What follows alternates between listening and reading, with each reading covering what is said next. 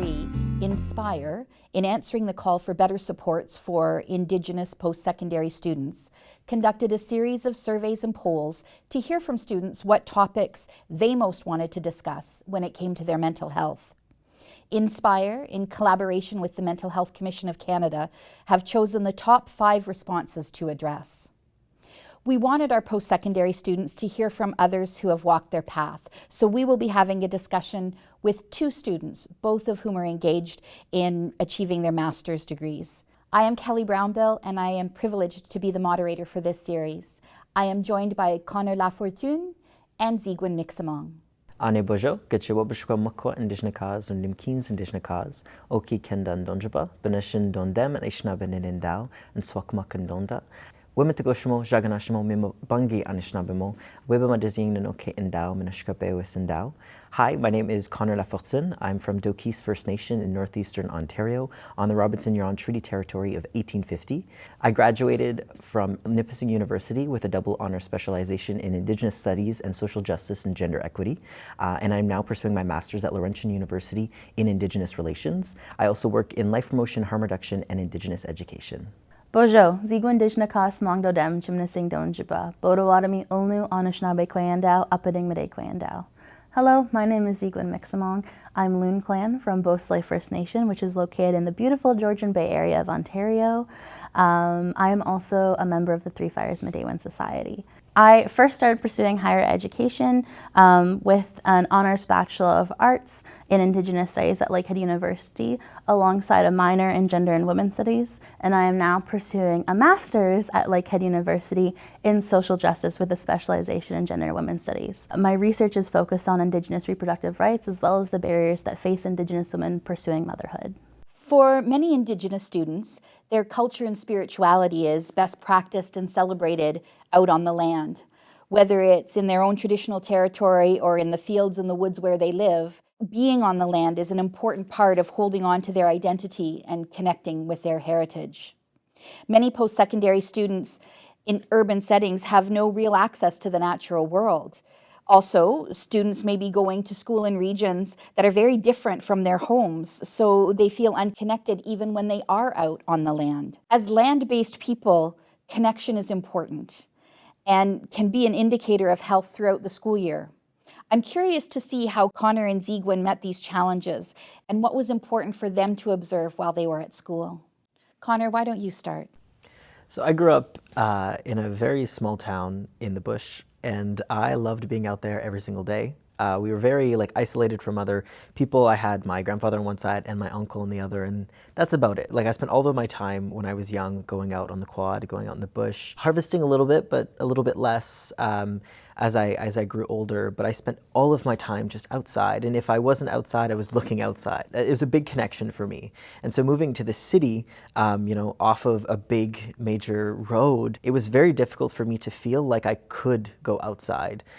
Even though I loved walking in the city for me was a very different experience because there's people and there's cars and there's street lights and sounds and things. Something I had to get used to was ambulances. I'd never known so many service vehicles because where I grew up, if you hear a service vehicle, someone you love is in trouble. And so getting used to those sounds was very difficult, especially when I was trying to connect to the land. And it was hard to make time for that because it was quite far to go out into the land that I wanted to go to. But little pieces that I loved was that when I was home, I was able to learn more about the plants, and that kept me connected because now along the highway I can drive and go, that's sumac and that's this plant and that's this plant. And so even though I was in an urban setting, I was learning to identify the traditional plants as I was driving, and so that brought me in a little bit more. And as I learned more about the plants, I learned how to use them and how to harvest them and how to make other things with them. So I love making tea blends, I love making salve, I love using them as medicines to treat colds and different things.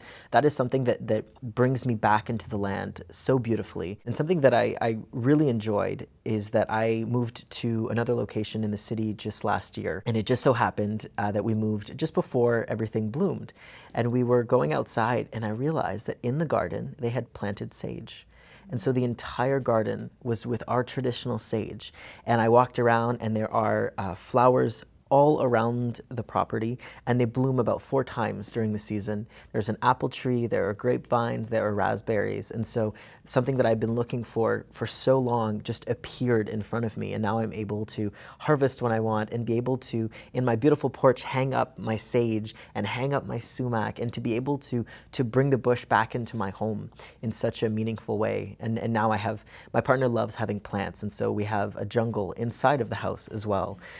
Those pieces for me were so important, not only for like just being able to breathe properly and be able to, enjoy the spaces that I'm in, but be able to relax and feel comfortable and go outside and want to go outside, even just walking to the mailbox or, going and laying out on the grass. I spent so much time this summer just laying out in the sun doing my work, because for me that piece of just being out on the land, being able to hear the squirrels and sometimes feel some bugs on your arms, those little pieces for me, bringing that to the city was really important, and being able to return and have so much more appreciation for all that I have in the bush. And so driving down that dirt road and being like, I'm almost there, and as soon as I cross, because Dokisi got to cross that bridge, and as soon as I cross it, I'm like, there it is. I'm home. There's no worry in the world. So it's such a really amazing experience for me to be able to connect so prominently with my territories, and then be able to also learn about new territories as well. So connecting for the land is definitely the most important thing in my life, other than connecting with people. And I'm looking forward to the new ways that I can find to connect with the territories I find myself in. Excellent. I think that's a really good lesson, that we think of connection to the land in really big terms, and that we have to have our feet on our mother, the earth, and we have to be able to look out and see nothing but nature. But you've reminded us that sometimes it's the small ways, right?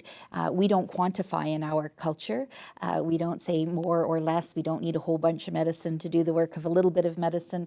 And so remembering that, looking at the things that are popping up through the cracks in the sidewalks, that might be a plantain medicine that we use. It's a really good lesson about connection can look very different. Chimigwech. Ziigwen, your thoughts? Yeah, I think that I'm going to have to compare salve recipes with you as well after this, but I think that I had an incredibly difficult time moving from such a rural place to Toronto, which was where my first post-secondary experience was. I mean, I used to go to my cousin's reserve and be like, this is so fancy, they've got pavement. And then here I was in the concrete jungle. And it was really hard for me. And I think that I didn't realize how much of a draw that would be on my mental health. I mean, now looking back on it, you see like they paved over Tattle Creek, like one of our most sacred water sources. They just paved right over it. And knowing that the medicine garden that they were so happy to provide us was beside dumpsters, and things like that were really hard to reconcile with. And I would stand there and be like, oh, that's horrible, but I wouldn't realize how much it would draw out of me and how much that would suck any like real happiness and joy out of the experience for me. And so I think that even though I knew how important the land was for our people, even though I felt connected to the land, even though all of my memories of being with my aunties was out in my ribbon skirt harvesting cedar, even though I knew all of that, I didn't realize how much it actually would impact me until I was in that space. And to be honest, I think that it's something that I'm still grappling with. I'm lucky now that in the wake of the COVID-19 pandemic, a lot of schooling for me personally was turned virtual, and I'm able to still be in my, close to my home community at least, and attend class virtually. But I think that when we are literally displaced from our places, from our home, it's really hard for us to move through any situation. And so for me, I think that bit about connecting to the land is something that I'm so privileged to be able to be at home and study, but when I was away and studying, it was something that impacted me like severely. And I don't think that we can ever overstate how important that connection to the land is. Even I found people who maybe didn't grow up in their culture and didn't grow up harvesting medicines, like maybe me and Connor were able to. I found that there's a history of displacement for Indigenous people, and when we have to move away to get education, it is that history of displacement continuing into today, and it's no longer a history, it's an active event that we are having to participate in.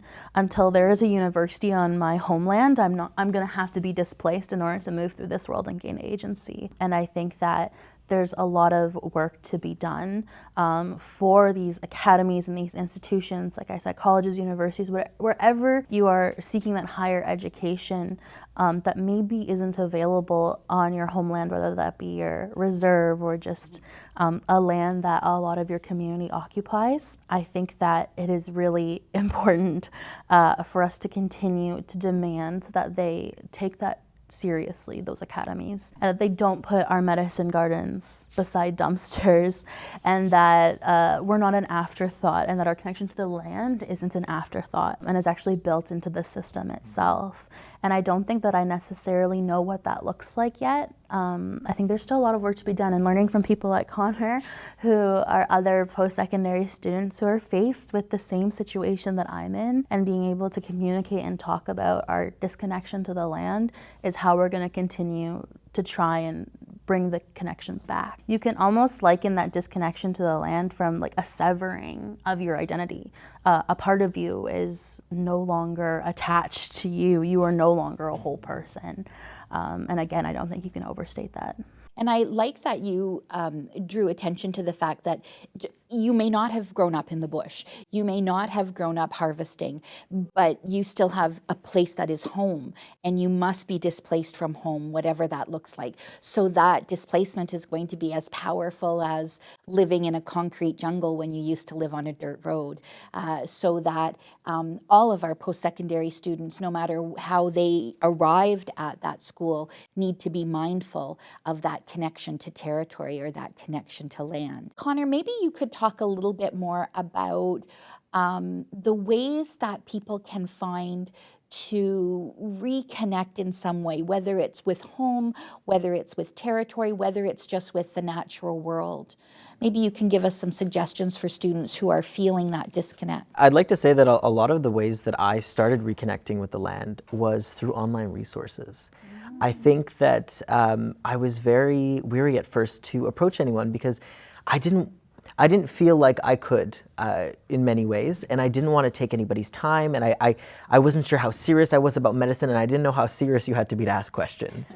I think at first it was a lot of like that anxiety of like taking up too much space, and as a very light-skinned Indigenous person, that's something that I face all the time, where I feel like I have to be very careful of the space that I take because I don't want to take anybody else's space, and then you come to realize that space multiplies the more people that they're in it, and everything's going to be okay. But I started looking at a lot of online resources and a lot of books. My mom's always been someone who's had medicine books, not necessarily used them as much, but we used a lot of traditional medicines to heal as kids. Even like if you had a cold, you would cut up some onions, you put some sugar, put a saran wrap, and you drink that syrup, and that's how you deal with colds or different medicines that we would kind of have in the house that we would use. But it really gave me the opportunity to want to learn more. And so reading those books and just often would be like, okay, this plant here, I'm curious about it. I've seen it all the time. It must do something. And there's this really cool feature on Google where instead of looking things up, you take a picture of it and it tells you what the plant is. And so first step, I take a picture of the plant. It tells me what plant it is. And then I look up what the medicinal properties are and how to harvest it and what we traditionally used. And often there's so many, it's hard to find resources about our Indigenous languages, but there are, resources about plants and about the medicines, and often the derivative of the plant turning into Advil or turning into, other medicines that we use now. So that was a way that I really put my foot into the door. And then once I felt comfortable with the knowledge that I had, when I would attend medicine walks, I do a lot of youth land-based programming. And so we'd have medicine walk folks that would come in, and then I'd add to the conversation, or I'd ask a little question, and then I would get more information, and then I'd get more comfortable. And then the more that I would do that, the more that I'd feel empowered to ask more questions and to go up to people and be like, I heard that you know medicines. Can you teach me about this? I would love to learn more. But that was really scary at first. And now I was doing a youth camp that I was hosting, and the person that was supposed to do my medicine walk couldn't come. And so I was like, well, let's go in the bush. I don't know everything, but I'm going to teach you as much as I know, and we'll see how it goes. And those spaces of having to challenge myself with the knowledge has been something that is like been so good for me because it boosts my confidence in the knowledge, and also people are really impressed when you know things about the bush. And so it makes you feel better, and then you're teaching, and then they get to teach that as well, and maybe they feel more comfortable asking questions the next time. So for me, it's a really reciprocal process, and I know that the land has so much that she just gives us, and she just leaves there, and she's waiting for us to take it and to give back in some ways. And one thing that I find shifted my perspective on the land is that when we were once bush people living out on the land, what we took into our body, we gave back to the land. And that land would respond. And so if a whole community was missing iron that year, the next year a plant would appear that had a lot of iron. And the next year, oh, we were missing this type of vitamin, a plant would appear to give us that vitamin. We had an ongoing conversation with the land. And so for me to learn about the plants, to learn about the ways that she still provides for us is a way of reclaiming that relationship that we once had that is so important to me. And I think that there's so many ways that our bodies are still attuned to those conversations. I have a really keen sense of smell and a sense of taste. And so when I'm walking in the bush, I'm like, oh, there's this plant near us. There's this plant near us. If I'm having a piece of food, I'm like, oh, there's this spice in it. I love being able to dissect things like that, which gives me more, it empowers me more to learn about the plants that we find around us. But I can't understate the importance that those plants and that natural world really has in my life. Miigwech. That's amazing. That's so cool that you're able to take that knowledge and share it with the community. For me, I think that I'm not quite sure yet how I'm going to be able to really reconnect with the land in a very urban setting. It really reminded me of how important it was to go home when I realized that disconnect from the land was there. It meant a lot for me to be able to walk away from that space for a little bit and go home where there's a sweat lodge in my backyard, and where I can recognize some of the plants and the medicines when I walk through that place, and to really put my feet down on my home territory. I think that there's still such a disconnect in these really urban centers, even coming down to things like urban planning and how many buildings and how many people can we fit into a building, and there's less of a focus on where are our plants going to be, where are we going to get our medicines from if we build this here. There's less of that forward thinking and that planning for things that are so important to us as whole people. And so I'm not quite sure yet how to reconcile between being in a super urban area like Toronto and not being able to put my feet down on Mother Earth, and there being literally a barrier between us, that concrete between us. And so it really reminded me that it was okay for me to step away from school. It was okay for me to not walk around in a very urban setting and to go home. And especially for me, when I think about the land, I also think about the water. There are specific nations who, instead of talking about the land that they come from, they talk about the waters that they come from. And for me as an Indigenous woman, that's an intrinsic part of who I am. And there were parts of my physical health that started to deteriorate the further I spent away from that water, the longer I spent away from that land. And so going back to those places and knowing that, it's not okay that we have these institutions that are severing us from that connection, but it's okay to take the time you need to go home and to reconnect was really empowering. And I knew when I started to feel maybe a little bit blue or a little bit anxious, or my mind wouldn't quiet down, that it was time for me to go home. And that was a privilege that I got to have. A lot of Indigenous people don't get to go home. A lot of Indigenous people don't have that connection to the land to begin with. And so I'm not sure how to best support them, and I would love to engage with more people who maybe don't have that peace that they're able to return home to see how we can best support them. That land holds that memory, just as you're talking about. It's a reciprocal relationship, and without that relationship, we're not whole and we're not well. And so for me, to reconnect, I had to go home. That's two different perspectives that probably are going to be very helpful to post-secondary students who are watching, is ways to connect where they are, but also permission to say this isn't enough. I need to go home and to find the way to go home. And I think talking about that with other students and making sure that you share how you're feeling about that disconnect and needing to be with the water, speaking with other young Indigenous women that are separated from their waters Those are all really important conversations to have. So again, just to wrap up, let's look at these institutions that have taken over our land, that are built sometimes on sacred property, sometimes, on the bones of our ancestors. And how can they recognize the need for land connection for their students? What can the institutions do to make it just a little bit easier? I think for me, it's breaking down this idea of land versus resources. So if you are in an academic space, if you are teaching any class that has to do with what we would call the land, land is a resource. Land is a renewable source, this thing that is never ending and you don't owe anything to. And I remember being a young child in science classes and them talking about the water as a renewable source or the land. And I'm like, oh no, if we don't build that relationship, it won't come back. It won't renew. And now we talk about the water crises of running out of water and realizing that, there's a reason for that. Exactly. Yeah. And so breaking down, when you look at something as a resource, you look at extraction, you look at like capital gain, you're looking at the ways that you can profit from that experience, whether that's like having a cold drink of water or having money to line your pocket. When you look at something as land, you look at something as something to build upon. Aki meaning land. When we talk about meshkeke, the keke from that comes from land, aki. And so it's that balance of having two, of having that relationship that we have that can feed us and we can feed it back. So I think for me, a first step would be the institution to understand that the territory that they're on isn't just Indigenous land. It is millennia of stories, of community, of joy, of pain, of a living body that remembers all of those pieces. And so when we continue to overlook or simply say, oh, we are on this territory, there's so much that is lost from that conversation. And if we begin to see the land as a living being and not just, oh, water is life. Water is life. It is most of our body. It is most of our world. It is the thing that we need to survive. And yet we continue to overlook this precious, precious medicine.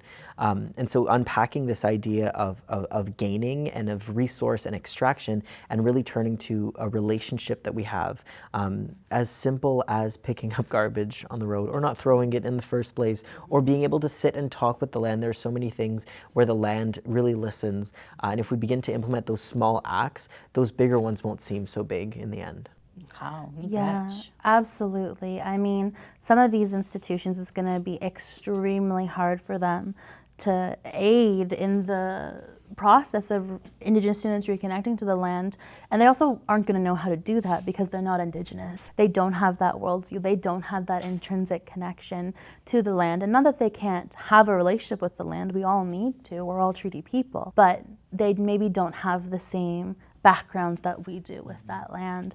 And so it's very hard, I think, for institutions, and I'm not giving them a pass.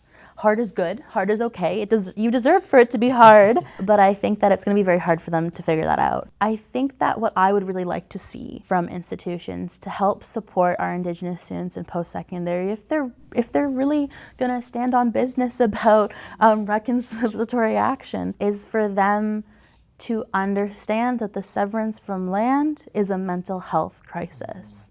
And that any student that you are talking to who is Indigenous, who is standing on concrete in your office 6 stories above, is going through a mental health crisis, and that we need to treat it like that, and that there needs to be supports in place, culturally safe and culturally relevant supports in place for those people. Regardless of their background, they need to be there and open for them. I would have loved to be able to go to somewhere and be able to say, like, I don't know what to do. I can't go home this weekend, but I'm really feeling at a loss.